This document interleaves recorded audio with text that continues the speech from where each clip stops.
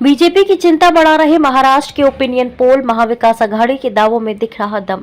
महाराष्ट्र में पहले चरण का मतदान महज 3 दिन दूर है। ऐसे में बीजेपी के नेतृत्व वाली महायुति की चिंता बढ़ाने वाले 2 ओपिनियन पोल आए हैं। ओपिनियन पोल 2 अलग-अलग न्यूज चैनल्स ने कराए हैं। इनके नतीजे बीजेपी के 45 पार के दावे को ध्वस्त करते दिख रहे हैं और महाराष्ट्र में विपक्षी गठबंधन महाविकास अघाड़ी के दावों को सच होते दिखा रहे हैं। TV9 ने जो सर्वे कराया है उसमें देश के 543 लोकसभा क्षेत्र और 4130 विधानसभा क्षेत्रों में 1 अप्रैल से 13 अप्रैल के बीच रायशुमारी किए जाने का दावा किया गया है। दावा है कि इस सर्वे को पूरा करने और भरोसेमंद नतीजे पाने के लिए रैंडम नंबर जनरेटर से 25 लाख लोगों को कॉल किए गए। दूसरा सर्वे ABP ने सी वोटर के साथ मिलकर किया है। दोनों सर्वे मंगलवार को दोनों चैनलों पर प्रसारित किए गए। क्या कहता है महाराष्ट्र का सर्वे?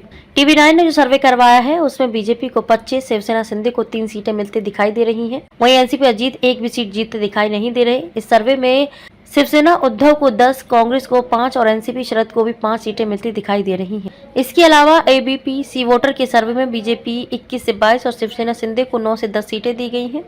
वहीं एनसीपी अजीत इस सर्वे में भी खाता नहीं खोल पाए हैं। इस सर्वे में शिवसेना उद्धव को 9, कांग्रेस को 3 और एनसीपी शरद को 5 सीटें दी गई हैं। सर्वे की कुछ खास बातें।